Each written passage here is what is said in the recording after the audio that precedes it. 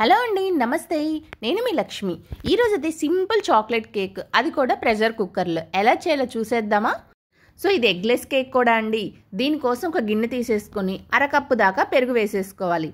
ఇప్పుడు sugar powder వేసేసుకోవాలి. Sugar వేయొద్దండి, time పడుతుంది. ఒక కప్పు దాకా షుగర్ పౌడర్ వేసేసుకొని రెండు బాగా కలిసేలాగా బాగా మిక్స్ చేసుకోవాలి. చూసారా, ఇలా ఉండలు లేకుండా బాగా మిక్స్ చేసుకున్న తర్వాత దీంట్లో ఆయిల్ అరకప్పు దాకా వేసేసుకోవాలి. ఏ స్మెల్ లేని ఆయిల్ వేసేసుకోవాలి. సో ఆయిల్ కూడా వేసుకున్నాక బాగా మిక్స్ చేసుకొని ఇప్పుడు జల్లెడ పెట్టేసుకుందాం. ఇప్పుడు మైదా పిండి 1 కప్పు అండ్ 1/4 కప్పు ఎక్స్ట్రా వేసుకోవాలన్నమాట.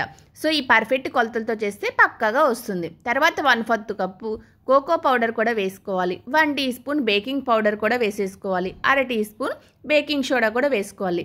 ఈ మొత్తాన్ని బాగా జల్లించుకోవాలి. సో ఇలా జల్లించుకున్న తర్వాత ఈ మొత్తాన్ని బాగా మిక్స్ చేసుకోవాలి. సో ఉండలు లేకుండా కలుపుకోవాలని గుర్తుంచుకోండి. చూసారా ఎంత స్మూత్గా వచ్చిందో. ఇప్పుడు దీంట్లో 3/4 కప్పు పాలు కొద్ది కొద్దిగా పోసుకుంటూ కలుపుకోవాలి. ఒకేసారి పోసి అస్సలు మిక్స్ చేయొద్దు.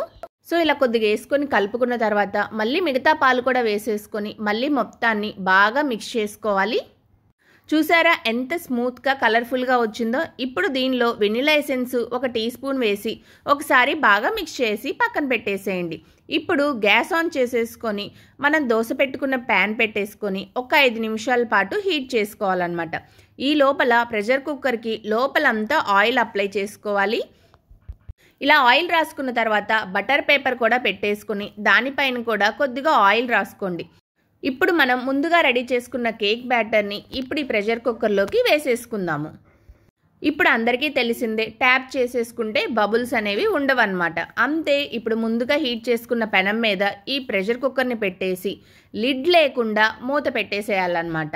ఇప్పుడు లో ఫ్లేమ్లో 35 నుంచి 45 నిమిషాల పాటు కుక్ చేసుకున్నాం అనుకోండి, మనకి కేక్ అనేది రెడీ అయిపోతుంది. ఇప్పుడు ఈ కేక్ని పూర్తిగా చల్లారనిచ్చి చాక్తో ఎడ్జెస్ కట్ చేసి మనం బోర్లించామనుకోండి, కేక్ అనేది ఈజీగా కిందకు పడిపోతుంది. అంతే, ఎవరైనా ఈజీగా చేసేసుకునేలాగా చాక్లెట్ కేక్ అయితే రెడీ అయిపోయింది. చాలా స్పాంజీగా వస్తుంది, చాలా సూపర్గా ఉంటుంది అనుకోండి. మీరు కూడా కంపల్సరీ ట్రై చేస్తారు కదా. ఈ లోపల నా ఈ వీడియో నచ్చితే లైక్ చేయండి, షేర్ చేయండి, కామెంట్ చేయండి. ఛానల్ని కూడా సబ్స్క్రైబ్ చేసుకోండి. Thank you.